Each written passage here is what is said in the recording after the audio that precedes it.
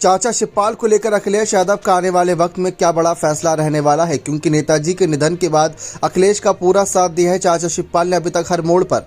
क्योंकि ऐसा लग रहा था कि अखिलेश के खिलाफ जाकर चाचा शिवपाल पार्टी पर ही कहीं ना कहीं दावा बोल सकते हैं और बड़ी मुसीबत खड़ी कर सकते हैं अखिलेश के लिए, जबकि ऐसा कुछ नहीं हुआ और उन्होंने अखिलेश का हंसते हुए साथ देना स्वीकार करा। इन सब के बीच समाजवादी पार्टी के अध्यक्ष पद को लेकर भी समय समय पर सवाल रहे कि जब तक नेताजी के हाथ में अध्यक्ष पद था तब तक पार्टी तरक्की कर रही थी। 2004 के चुनाव की बात करें तो 35 से ज़्यादा सीटें जीती थी। 2012 की बात कर ले तो कैसे सत्ता में आई थी समाजवादी पार्टी, तो उसके लेकर चर्चाएं हमेशा रहती हैं कि तब नेताजी का काम जनता को काफ़ी पसंद आता था। लेकिन वहीं जब से अखिलेश ने अध्यक्ष कुर्सी संभाली है तब से पार्टी का कहीं ना कहीं नुकसान ही हुआ है।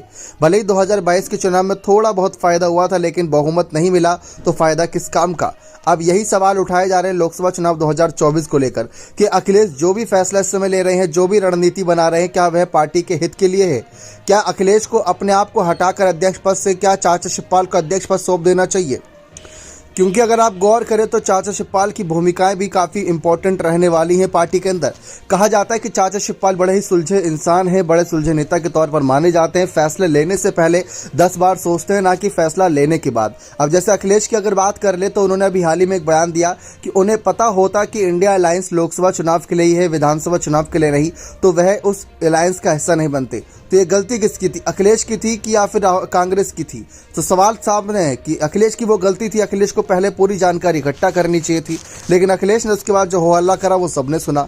इसी बात को लेकर समाजवादी पार्टी के अध्यक्ष पद को लेकर समय समय पर कयास लगाए गए। हाल ही में ओम प्रकाश राजभर ने भी यही बात कही कि नेताजी खुद अखिलेश से परेशान हो गए थे। जिस तरीके से अखिलेश फैसले ले रहे थे पार्टी को लेकर, पार्टी में दो फाड़ होते होते बचा था, पार्टी टूटते टूटते बची थी। चाचा शिवपाल ने तो पार्टी का साथ छोड़ ही दिया था, लेकिन इन सब के बीच चाचा शिवपाल वापसी कर गए, वो बहुत बड़ी बात है। अब यही कयास लगाए जा रहे हैं कि अगर लोकसभा चुनाव के नतीजे समाजवादी पार्टी के पक्ष में नहीं जाते तो चाचा शिवपाल को अखिलेश को अध्यक्ष पद सौंप देना चाहिए, क्योंकि अध्यक्ष पद के काबिल इस समय चाचा शिवपाल। और देखा जाए तो जब पार्टी बन रही थी समाजवादी पार्टी तो नेताजी के साथ जो बड़े नाम थे उनमें चाचा शिवपाल भी बड़ी भूमिका के तौर पर थे।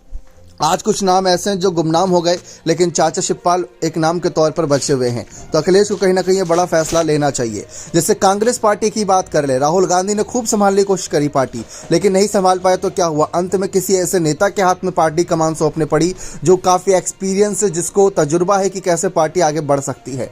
बाकी अखिलेश ने अब तक काम बखूबी किया है, पार्टी को अलग होने नहीं दिया, लेकिन कई नेताओं ने साथ छोड़ा, कई नेता साथ आए। अब देखते हैं अखिलेश का अगला कदम क्या रहेगा। बने रहे चैनल के साथ। बहुत बहुत धन्यवाद।